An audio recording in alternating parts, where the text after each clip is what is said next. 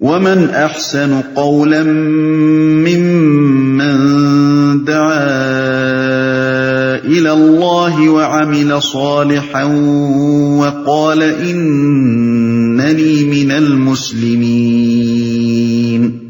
اور اس شخص کی بات سے اچھی بات اور کس کی ہوگی جس نے اللہ کی طرف بلایا اور نیک عمل کیا اور کہا کہ میں مسلمان ہوں۔ اہل ایمان کو تسکین دینے اور ان کی ہمت بندھانے کے بعد اب ان کو ان کے اصل کام کی طرف رغبت دلائی جا رہی ہے۔ گزشتہ آیت میں ان کو بتایا گیا تھا کہ اللہ کی بندگی پر ثابت قدم ہو جانا اور اس راستے کو اختیار کر لینے کے بعد پھر اس سے منحرف نہ ہونا بجائے خود وہ بنیادی نیکی ہے جو آدمی کو فرشتوں کا دوست اور جنت کا مستحق بناتی ہے۔ اب ان کو بتایا جا رہا ہے کہ آگے کا درجہ جس سے زیادہ بلند کوئی درجہ انسان کے لیے نہیں ہے، یہ ہے کہ تم خود نیک عمل کرو اور دوسروں کو اللہ کی بندگی کی طرف بلاؤ، اور شدید مخالفت کے ماحول میں بھی جہاں اسلام کا اعلان و اظہار کرنا اپنے اوپر مصیبتوں کو دعوت دینا ہے، ڈٹ کر کہو کہ میں مسلمان ہوں۔ اس ارشاد کی پوری اہمیت سمجھنے کے لیے اس ماحول کو نگاہ میں رکھنا ضروری ہے جس میں یہ بات فرمائی گئی تھی۔ اس وقت حالت یہ تھی کہ جو شخص بھی مسلمان ہونے کا اظہار کرتا تھا اسے یکایک یہ محسوس ہوتا تھا کہ گویا اس نے درندوں کے جنگل میں قدم رکھ دیا ہے جہاں ہر ایک اسے پھاڑ کھانے کو دوڑ رہا ہے، اور اس سے آگے بڑھ کر جس نے اسلام کی تبلیغ کے لیے زبان کھولی اس نے تو گویا درندوں کو پکار دیا کہ آؤ اور مجھے بھنبو ڈالو۔ ان حالات میں فرمایا گیا ہے کسی شخص کا اللہ کو اپنا رب مان کر سیدھی راہ اختیار کر لینا اور اس سے نہ ہٹنا بلا شبہ اپنی جگہ بڑی اور بنیادی نیکی ہے، لیکن کمال درجے کی نیکی یہ ہے کہ آدمی اٹھ کر کہے کہ میں مسلمان ہوں اور نتائج سے بے پرواہ ہو کر اللہ کی بندگی کی طرف خلق خدا کو دعوت دے، اور اس کام کو کرتے ہوئے اپنا عمل اتنا پاکیزہ رکھے کہ کسی کو اسلام اور اس کے علمبرداروں پر حرف رکھنے کی گنجائش نہ ملے۔ وَلَا تَسْتَوِي الْحَسَنَةُ وَلَا السَّيِّئَةُ ادْفَعْ بِالَّتِي هِيَ أَحْسَنُ فَإِذَا الَّذِي بَيْنَكَ وَبَيْنَهُ عَدَاوَةٌ كَأَنَّهُ وَلِيٌّ حَمِيمٌ۔ اور اے نبی، نیکی اور بدی یکساں نہیں ہیں، تم بدی کو اس نیکی سے دفع کرو جو بہترین ہو، تم دیکھو گے کہ تمہارے ساتھ جس کی عداوت پڑی ہوئی تھی وہ جگری دوست بن گیا ہے۔ اس ارشاد کی پوری معنویت سمجھنے کے لیے بھی وہ حالات نگاہ میں رہنے چاہیے جن میں نبی صلی اللہ علیہ وسلم کو اور آپ کے واسطے سے آپ کے پیرووں کو یہ ہدایت دی گئی تھی۔ صورتحال یہ تھی کہ دعوت حق کا مقابلہ انتہائی ہٹ دھرمی اور سخت جارحانہ مخالفت سے کیا جا رہا تھا، جس میں اخلاق، انسانیت اور شرافت کی ساری حدیں توڑ ڈالی گئی تھیں۔ ہر جھوٹ حضور اور آپ کے ساتھیوں کے خلاف بولا جا رہا تھا، ہر طرح کے ہتھ کنڈے آپ کو بدنام کرنے اور آپ کی طرف سے لوگوں کو بدگمان کرنے کے لیے استعمال کیے جا رہے تھے، طرح طرح کے الزامات آپ پر چسپاں کیے جا رہے تھے، اور مخالفانہ پروپیگنڈا کرنے والوں کی ایک فوج کی فوج آپ کے خلاف دلوں میں وسوسے ڈالتی پھر رہی تھی۔ ہر قسم کی اذیتیں آپ کو اور آپ کے ساتھیوں کو دی جا رہی تھیں، جن سے تنگ آ کر مسلمانوں کی ایک اچھی خاصی تعداد ملک چھوڑ کر نکل جانے پر مجبور ہو گئی تھی۔ پھر آپ کی تبلیغ کو روک دینے کے لیے پروگرام یہ بنایا گیا تھا کہ ہلڑ مچانے والوں کا ایک گروہ ہر وقت آپ کی طاق میں لگا رہے، اور جب آپ دعوت حق کے لیے زبان کھولیں اتنا شور برپا کر دیا جائے کہ کوئی آپ کی بات نہ سن سکے۔ یہ ایسے ہمت شکن حالات تھے جن میں بظاہر دعوت کے تمام راستے مسدود نظر آتے تھے۔ اس وقت مخالفتوں کے توڑنے کا یہ نسخہ حضور کو بتایا گیا۔ پہلی بات یہ فرمائی گئی کہ نیکی اور بدی یکساں نہیں ہیں، یعنی بظاہر تمہارے مخالفین بدی کا کیسا ہی خوفناک طوفان اٹھا لائے ہوں جس کے مقابلے میں نیکی بالکل عاجز اور بے بس محسوس ہوتی ہو،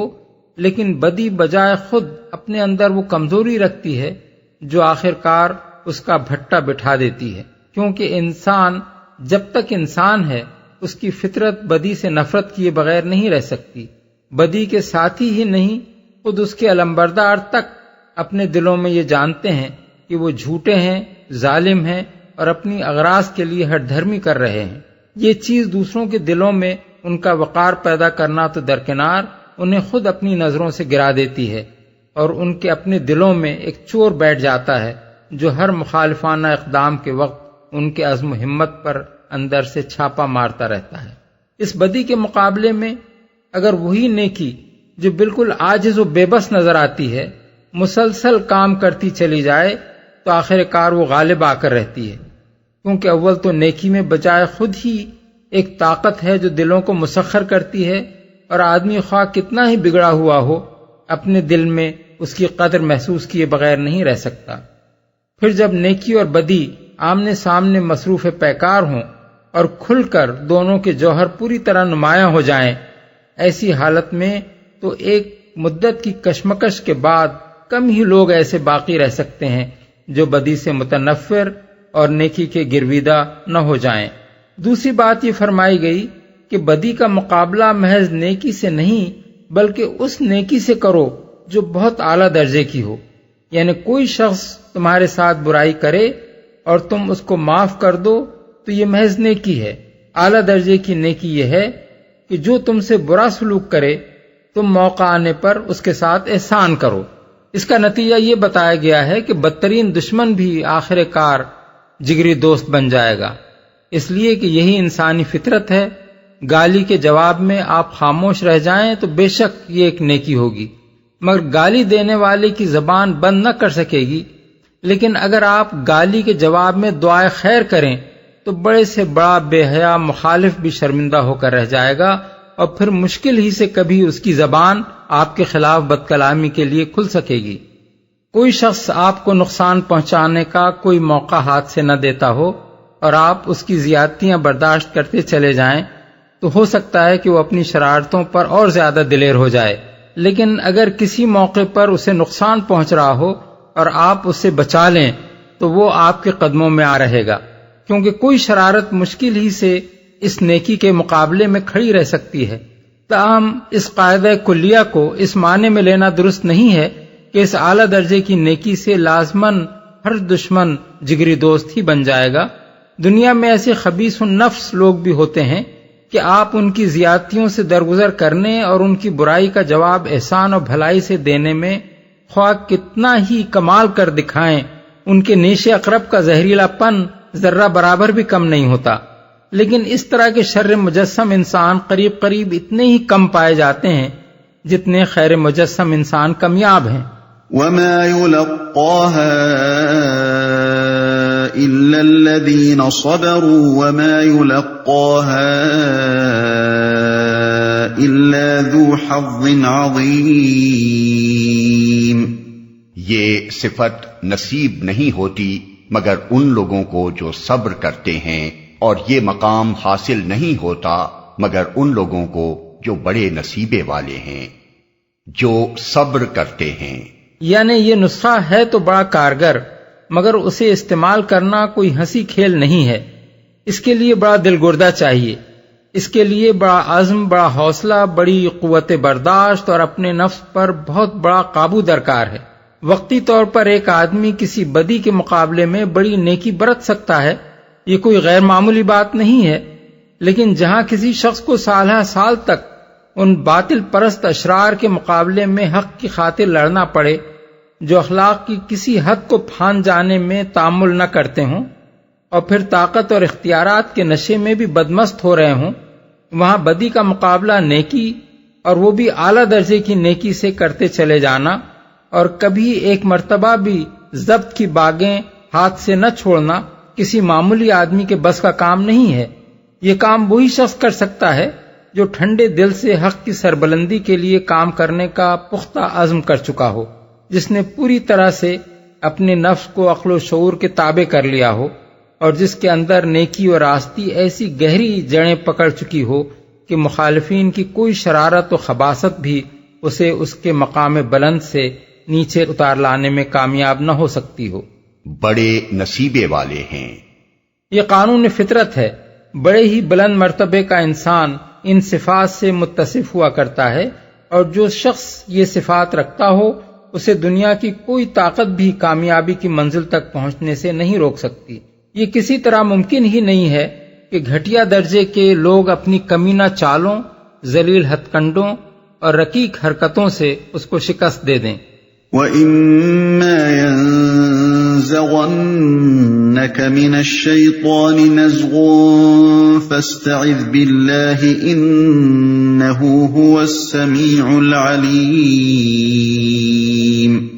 اور اگر تم شیطان کی طرف سے کوئی اکساہٹ محسوس کرو تو اللہ کی پناہ مانگ لو، وہ سب کچھ سنتا اور جانتا ہے۔ اللہ کی پناہ مانگ لو۔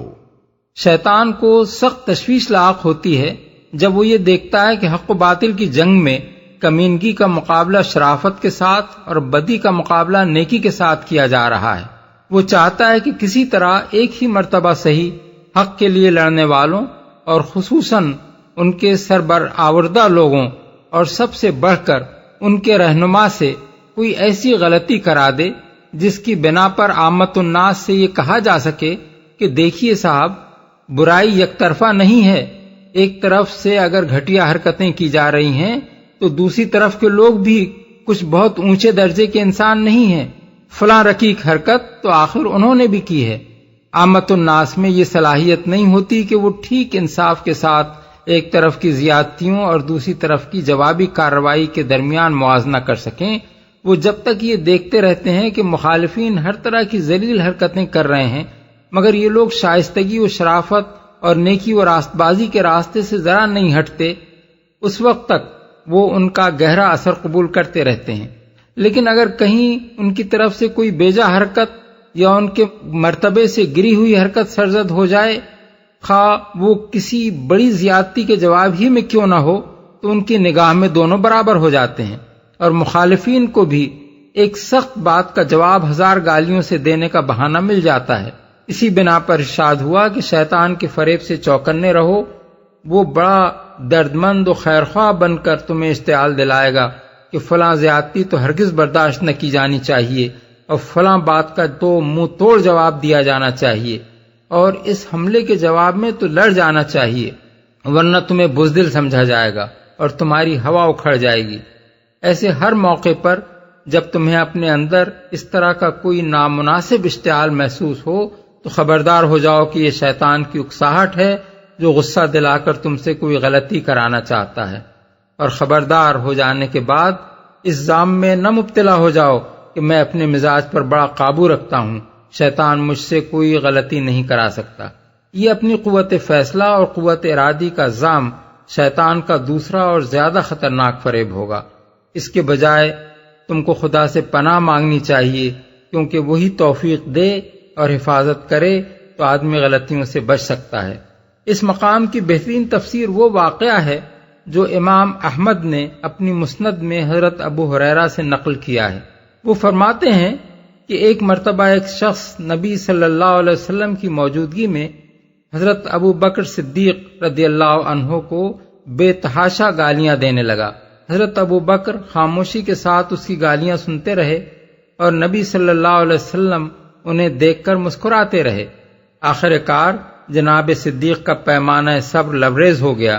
اور انہوں نے بھی جواب میں اسے ایک سخت بات کہہ دی۔ ان کی زبان سے وہ بات نکلتے ہی حضور پر شدید انقباض طاری ہوا جو چہرہ مبارک پر نمایاں ہونے لگا، اور آپ فوراً اٹھ کر تشریف لے گئے۔ حضرت ابوبکر بھی اٹھ کر آپ کے پیچھے ہو لیے اور راستے میں عرض کیا، یہ کیا ماجرا ہے؟ وہ مجھے گالیاں دیتا رہا اور آپ خاموش مسکراتے رہے، مگر جب میں نے اسے جواب دیا تو آپ ناراض ہو گئے۔ فرمایا، جب تک تم خاموش تھے ایک فرشتہ تمہارے ساتھ رہا اور تمہاری طرف سے اس کو جواب دیتا رہا، مگر جب تم بول پڑے تو فرشتے کی جگہ شیطان آ گیا۔ میں شیطان کے ساتھ تو نہیں بیٹھ سکتا تھا۔ وہ سب کچھ سنتا اور جانتا ہے۔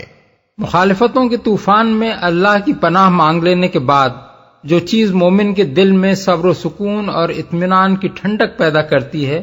وہ یہی یقین ہے کہ اللہ بے خبر نہیں ہے۔ جو کچھ ہم کر رہے ہیں اسے بھی وہ جانتا ہے، اور جو کچھ ہمارے ساتھ کیا جا رہا ہے اس سے بھی وہ واقف ہے۔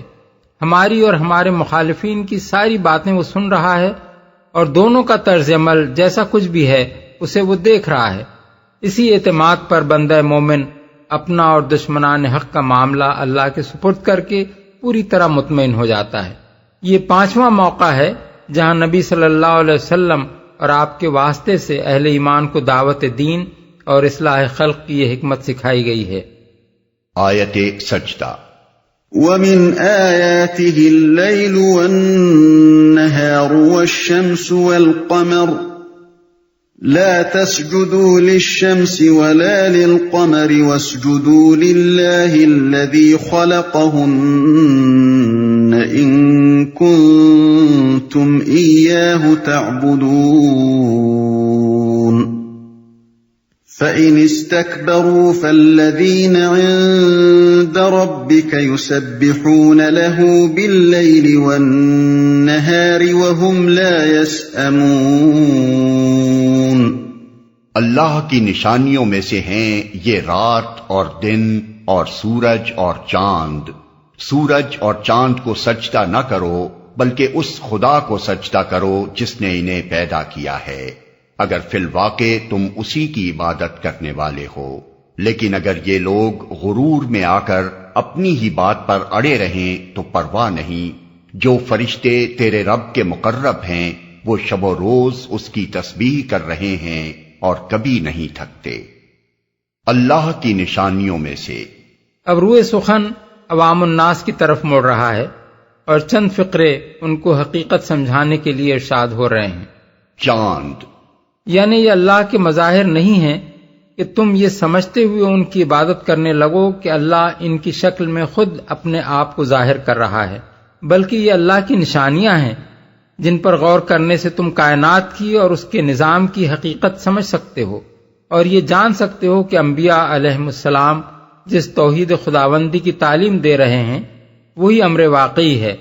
سورج اور چاند سے پہلے رات اور دن کا ذکر اس امر پر متنبہ کرنے کے لیے کیا گیا ہے کہ رات کو سورج کا چھپنا اور چاند کا نکل آنا اور دن کو چاند کا چھپنا اور سورج کا نمودار ہو جانا صاف طور پر یہ دلالت کر رہا ہے کہ ان دونوں میں سے کوئی بھی خدا یا خدا کا مظہر نہیں ہے، بلکہ دونوں ہی مجبور و لاچار بندے ہیں جو خدا کے قانون میں بندھے ہوئے گردش کر رہے ہیں، اسی کی عبادت کرنے والے ہو۔ یہ جواب ہے اس فلسفے کا جو شرک کو معقول ثابت کرنے کے لیے کچھ زیادہ ذہین قسم کے مشرکین عموماً بگھارا کرتے ہیں۔ وہ کہتے ہیں کہ ہم ان چیزوں کو سجدہ نہیں کرتے بلکہ ان کے واسطے سے اللہ ہی کو سجدہ کرتے ہیں۔ اس کا جواب یہ دیا گیا ہے کہ اگر تم واقعی اللہ ہی کے عبادت گزار ہو تو ان واسطوں کی کیا ضرورت ہے؟ براہ راست خود اسی کو سجدہ کیوں نہیں کرتے؟ اپنی ہی بات پر اڑے رہیں۔ غرور میں آ کر سے مراد یہ ہے کہ اگر یہ تمہاری بات مان لینے میں اپنی ذلت سمجھ کر اسی جہالت پر اصرار کیے چلے جائیں جس میں یہ مبتلا ہیں، کبھی نہیں تھکتے۔ مطلب یہ ہے کہ پوری کائنات کا نظام جو ان فرشتوں کے ذریعے سے چل رہا ہے اللہ کی توحید اور اسی کی بندگی میں رواں دواں ہے، اور اس نظام کے منتظم فرشتے ہر آن یہ شہادت دے رہے ہیں کہ ان کا رب اس سے پاک اور منزہ ہے کہ کوئی خداوندی اور معبودیت میں اس کا شریک ہو۔ اب اگر چند احمق سمجھانے پر نہیں مانتے اور ساری کائنات جس راستے پر چل رہی ہے اس سے منہ موڑ کر شرک ہی کی راہ چلنے پر اصرار کیے جاتے ہیں تو پڑا رہنے دو ان کو اپنی اس حماقت میں۔ اس مقام کے متعلق یہ امر تو متفق علیہ ہے کہ یہاں سجدہ لازم آتا ہے، مگر اس امر میں فقہا کے درمیان اختلاف ہو گیا ہے کہ اوپر کی دونوں آیتوں میں سے کس پر سجدہ کرنا چاہیے۔ حضرت علی اور حضرت عبداللہ بن مسعود رضی اللہ عنہما ان کنتم ایاہ تعبدون پر سجدہ کرتے تھے۔ اسی قول کو امام مالک نے اختیار کیا ہے اور ایک قول امام شافعی سے بھی اسی کی تائید میں منقول ہے، لیکن حضرات ابن عباس، ابن عمر، سعید بن المسیب، مسروق، قتادہ، حسن بصری، ابو عبد الرحمن السلمی، ابن سیرین، ابراہیم نخعی اور متعدد دوسرے اکابر وہم لا یسأمون پر سجدے کے قائل ہیں۔ یہی امام ابو حنیفہ کا قول بھی ہے اور شافعیوں کے ہاں بھی مرجح قول یہی ہے۔ وَمِنْ آيَاتِهِ أَنَّكَ تَرَى الْأَرْضَ خَاشِعَةً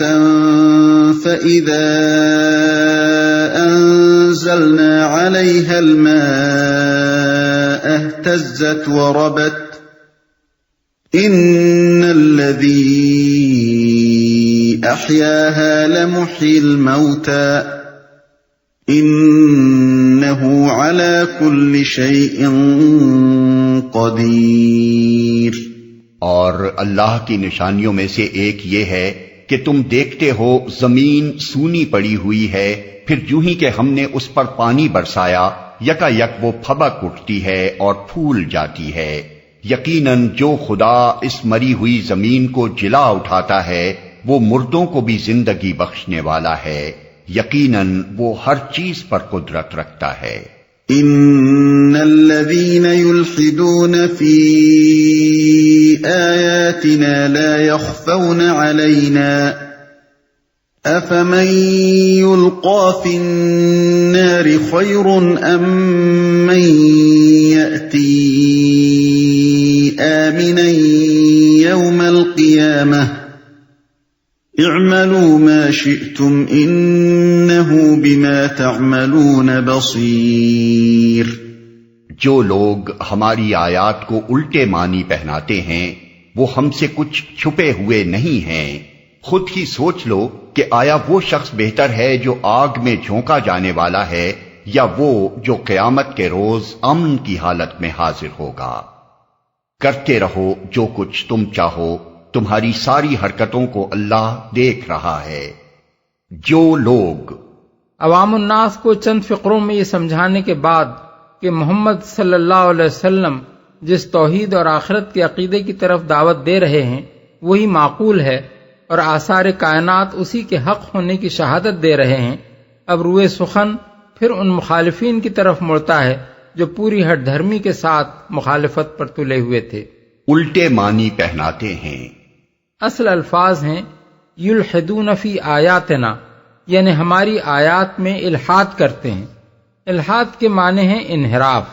سیدھی راہ سے ٹیڑھی راہ کی طرف مڑ جانا، کجروی اختیار کرنا۔ اللہ کی آیات میں الحاد کا مطلب یہ ہے کہ آدمی سیدھی بات میں سے ٹیڑھ نکالنے کی کوشش کرے۔ آیات الہی کا ایک صحیح اور صاف مطلب تو نہ لے، باقی ہر طرح کے غلط معنی ان کو پہنا کر خود بھی گمراہ ہو اور دوسروں کو بھی گمراہ کرتا رہے۔ کفار مکہ قرآن مجید کی دعوت کو زک دینے کے لیے جو چالیں چل رہے تھے، ان میں سے ایک یہ بھی تھی کہ قرآن کی آیات کو سن کر جاتے اور پھر کسی آیت کو سیاق و سباق سے کاٹ کر، کسی آیت میں لفظی تحریف کر کے، کسی فقرے یا لفظ کو غلط معنی پہنا کر طرح طرح کے اعتراضات جڑتے اور لوگوں کو بہکاتے پھرتے تھے کہ لو سنو آج ان نبی صاحب نے کیا کہہ دیا ہے۔ چھپے ہوئے نہیں ہیں۔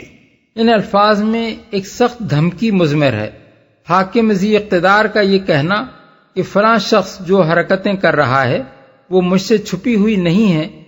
آپ سے آپ یہ معنی اپنے اندر رکھتا ہے کہ وہ بچ کر نہیں جا سکتا۔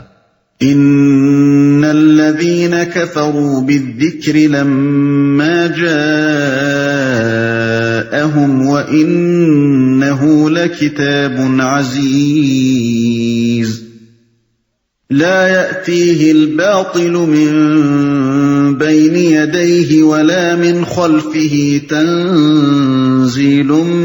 من حكيم حميد۔ یہ وہ لوگ ہیں جن کے سامنے کلام نصیحت آیا تو انہوں نے اسے ماننے سے انکار کر دیا، مگر حقیقت یہ ہے کہ یہ ایک زبردست کتاب ہے، باطل نہ سامنے سے اس پر آ سکتا ہے نہ پیچھے سے، یہ ایک حکیم و حمید کی نازل کردہ چیز ہے، زبردست کتاب ہے، یعنی اٹل ہے، اس کو ان چالوں سے شکست نہیں دی جا سکتی جو باطل پرست لوگ اس کے خلاف چل رہے ہیں۔ اس میں صداقت کا زور ہے، علم حق کا زور ہے، دلیل و حجت کا زور ہے، زبان اور بیان کا زور ہے، بھیجنے والے خدا کی خدائی کا زور ہے اور پیش کرنے والے رسول کی شخصیت کا زور ہے۔ جھوٹ اور کھوکھلے پروپیگنڈے کے ہتھیاروں سے کوئی اسے زک دینا چاہے تو کیسے دے سکتا ہے؟ باطل نہ سامنے سے اس پر آ سکتا ہے نہ پیچھے سے۔ سامنے سے نہ آ سکنے کا مطلب یہ ہے کہ قرآن پر براہ راست حملہ کر کے اگر کوئی شخص اس کی کسی بات کو غلط اور کسی تعلیم کو باطل و فاسد ثابت کرنا چاہے تو اس میں کامیاب نہیں ہو سکتا۔ پیچھے سے نہ آ سکنے کا مطلب یہ ہے کہ کبھی کوئی حقیقت و صداقت ایسی منکشف نہیں ہو سکتی جو قرآن کے پیش کردہ حقائق کے خلاف ہو۔ کوئی علم ایسا نہیں آ سکتا جو فی الواقع علم ہو اور قرآن کے بیان کردہ علم کی تردید کرتا ہو۔ کوئی تجربہ اور مشاہدہ ایسا نہیں ہو سکتا جو یہ ثابت کر دے کہ قرآن نے عقائد، اخلاق، قانون، تہذیب و تمدن، معیشت و معاشرت اور سیاست مدن کے باب میں انسان کو جو رہنمائی دی ہے وہ غلط ہے۔ اس کتاب نے جس چیز کو حق کہہ دیا ہے وہ کبھی باطل ثابت نہیں ہو سکتی، اور جسے باطل کہہ دیا ہے وہ کبھی حق ثابت نہیں ہو سکتی۔ مزید برآں اس کا مطلب یہ بھی ہے کہ باطل خواہ سامنے سے آ کر حملہ آور ہو یا ہیر پھیر کے راستوں سے چھاپے مارے، بہرحال کسی طرح بھی وہ اس دعوت کو شکست نہیں دے سکتا جسے لے کر قرآن آیا ہے۔ تمام مخالفتوں اور مخالفین کی ساری خفیہ اور علانیہ چالوں کے علی الرغم یہ دعوت پھیل کر رہے گی اور کوئی اسے زک نہیں دے سکے گا۔ ما يقال لك إلا ما قد قيل للرسل من قبلك إن ربك لذو مغفرة وذو عقاب أليم۔ اے نبی، تم سے جو کچھ کہا جا رہا ہے اس میں کوئی چیز بھی ایسی نہیں ہے جو تم سے پہلے گزرے ہوئے رسولوں سے نہ کہی جا چکی ہو۔ بے شک تمہارا رب بڑا درگزر کرنے والا ہے اور اس کے ساتھ بڑی دردناک سزا دینے والا بھی ہے۔ درگزر کرنے والا ہے یعنی یہ اس کا حلم اور عفو و درگزر ہی ہے کہ اس کے رسولوں کو جھٹلایا گیا، گالیاں دی گئیں، اذیتیں پہنچائی گئیں، اور پھر بھی وہ سال ہا سال تک مخالفین کو مہلت دیتا چلا گیا۔ وَلَوْ جَعَلْنَاهُ قُرْآنًا أَعْجَمِيًّا لَقَالُوا لَوْلَا فُصِّلَتْ آيَاتُهُ أَعْجَمِيٌّ وَعَرَبِيٌّ قُلْ هُوَ لِلَّذِينَ آمَنُوا هُدًى وَشِفَاءٌ وَالَّذِينَ لَا يُؤْمِنُونَ فِي آذَانِهِمْ وَقْرٌ وَهُوَ عَلَيْهِمْ عَمًى أُولَئِكَ يُنَادَوْنَ مِن مَّكَانٍ بَعِيدٍ۔ اگر ہم اس کو اجمی قرآن بنا کر بھیجتے تو یہ لوگ کہتے کیوں نہ اس کی آیات کھول کر بیان کی گئیں۔ کیا عجیب بات ہے کہ کلام اجمی ہے اور مخاطب عربی۔ ان سے کہو یہ قرآن ایمان لانے والوں کے لیے تو ہدایت اور شفا ہے، مگر جو لوگ ایمان نہیں لاتے ان کے لیے یہ کانوں کی ڈاٹ اور آنکھوں کی پٹی ہے۔ ان کا حال تو ایسا ہے جیسے ان کو دور سے پکارا جا رہا ہو۔ مخاطب عربی یہ اس ہٹ دھرمی کا ایک اور نمونہ ہے جس سے نبی صلی اللہ علیہ وسلم کا مقابلہ کیا جا رہا تھا۔ کفار کہتے تھے کہ محمد صلی اللہ علیہ وسلم عرب ہیں، عربی ان کی مادری زبان ہے، وہ اگر عربی میں قرآن پیش کرتے ہیں تو یہ کیسے باور کیا جا سکتا ہے کہ یہ کلام انہوں نے خود نہیں گھڑ لیا ہے بلکہ ان پر خدا نے نازل کیا ہے۔ ان کے اس کلام کو خدا کا نازل کیا ہوا کلام تو اس وقت مانا جا سکتا تھا جب یہ کسی ایسی زبان میں یکایک دھواں دھار تقریر کرنا شروع کر دیتے جسے یہ نہیں جانتے، مثلا فارسی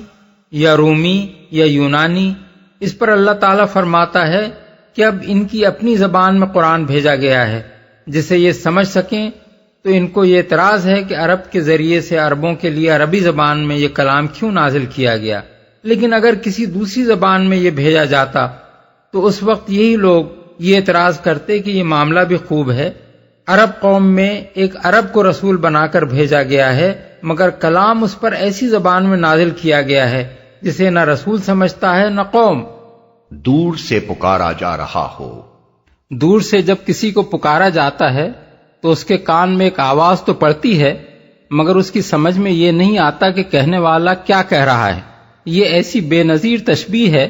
جس سے ہٹ دھرم مخالفین کے نفسیات کی پوری تصویر نگاہوں کے سامنے کھنچ جاتی ہے۔ فطری بات ہے کہ جو شخص کسی تعصب میں مبتلا نہیں ہوتا اس سے اگر آپ گفتگو کریں تو وہ اسے سنتا ہے، سمجھنے کی کوشش کرتا ہے، اور معقول بات ہوتی ہے تو کھلے دل سے اس کو قبول کر لیتا ہے۔ اس کے برعکس جو شخص آپ کے خلاف نہ صرف تعصب بلکہ عناد اور بغض رکھتا ہو، اس کو آپ اپنی بات سمجھانے کی خواہ کتنی کوشش کریں وہ سرے سے اس کی طرف توجہ ہی نہ کرے گا۔ آپ کی ساری بات سن کر بھی اس کی سمجھ میں کچھ نہ آئے گا کہ آپ اتنی دیر تک کیا کہتے رہے ہیں، اور آپ کو بھی یوں محسوس ہوگا جیسے آپ کی آواز اس کے کان کے پردوں سے اچٹ کر باہر ہی باہر گزرتی رہی ہے، دل اور دماغ تک پہنچنے کا کوئی راستہ نہیں پا سکی۔